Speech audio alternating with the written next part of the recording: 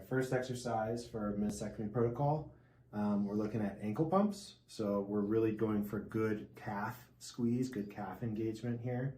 So as you're doing this, go ahead and go. I'll have you pump your toes down, like you're pushing on the gas pedal really hard, so you're getting a good quality calf squeeze, working on getting your circulation going. This helps a lot with DVTs, can also help prevent some knee stiffness, and can help with pain. DVTs being blood clots. And then as you pull your toes back up, we're just trying to get a good quality contraction of the muscle on your shin. Same reason, just trying to maintain health of those muscles and promote circulation primarily.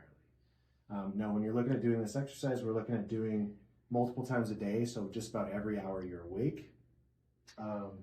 We want you to be doing 20 to 50 of those. On your handout, it says 10 times a day, doing 20 of them. So high volume and high quality reps when you're doing it. All right, so this is a quad set, and what we're looking for is getting your quad muscle to activate again after surgery.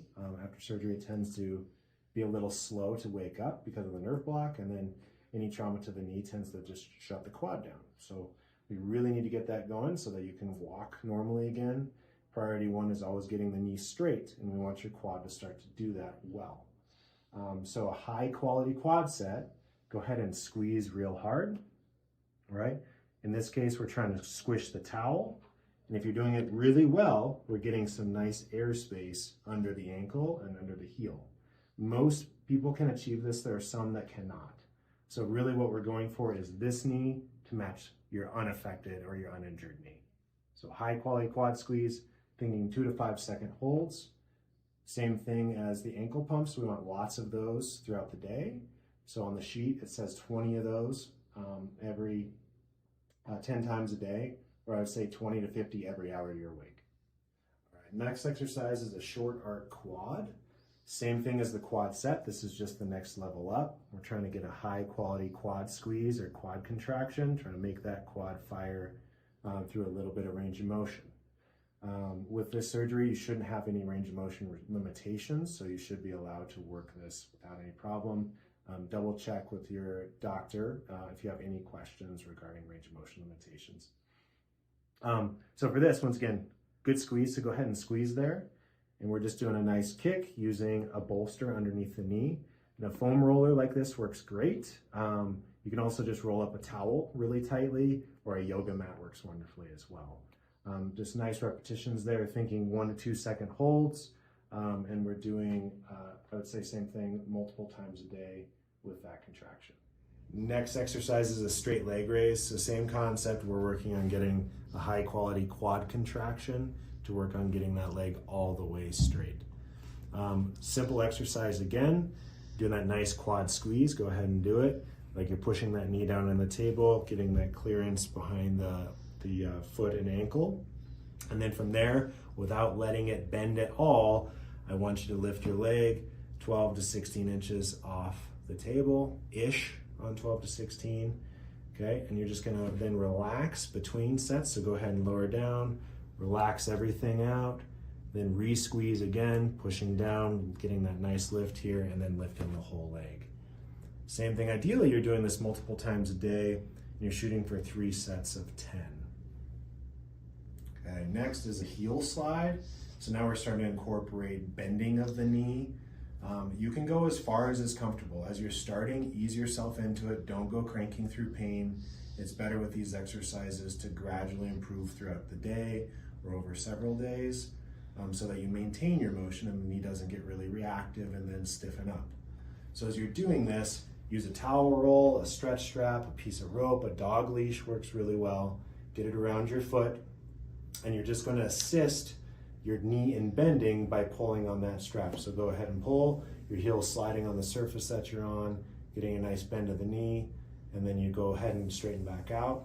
Now I generally recommend as you're doing this too, finish with a good straightening. So you might even finish with a good quad set at the end of each repetition. Once again, it's really important to get the knee straight early and keep it straight, and then you can gradually work on bending as time goes. So sets and reps, you're looking for 3 sets of 10. Same thing, multiple times a day.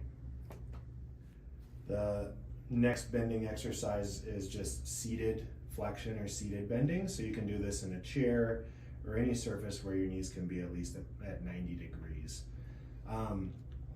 So there's two ways that we like to teach this. One is using your opposite leg to help with the bend. So go ahead and cross your right leg over your left. Go ahead and go the other way there. Right over left, there we go. So we're pretending her left leg, in this case, is her injured leg. And what she's going to do is she's just going to use her right leg to assist her left leg in bending underneath her, okay?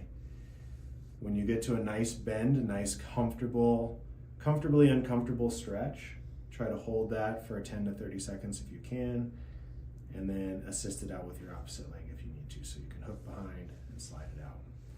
The other way, so go ahead and straighten just a little bit here, is you bend this leg as much as it will bend, and knee's a little stiff, so she's just gonna plant her foot there.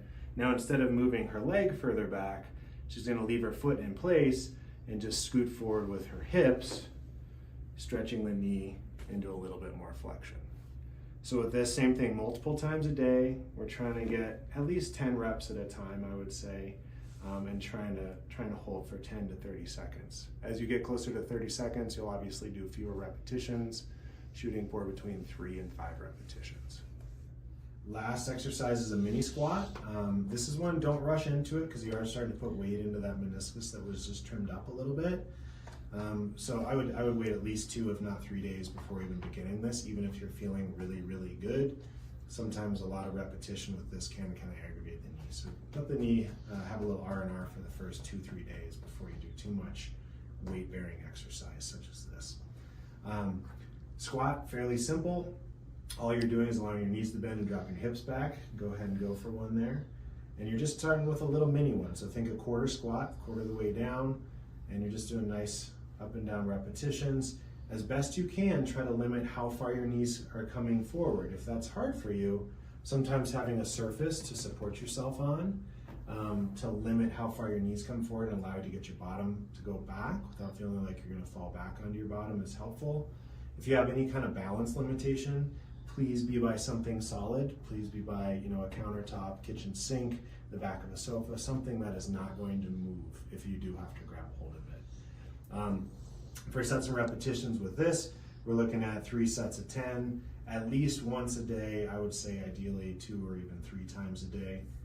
The other thing to consider as you're doing this, you're working on the bend going into a squat, but when you come back up, make sure you're squeezing and pushing that knee all the way straight. So getting a good quad set at the top to complete that straightening contraction.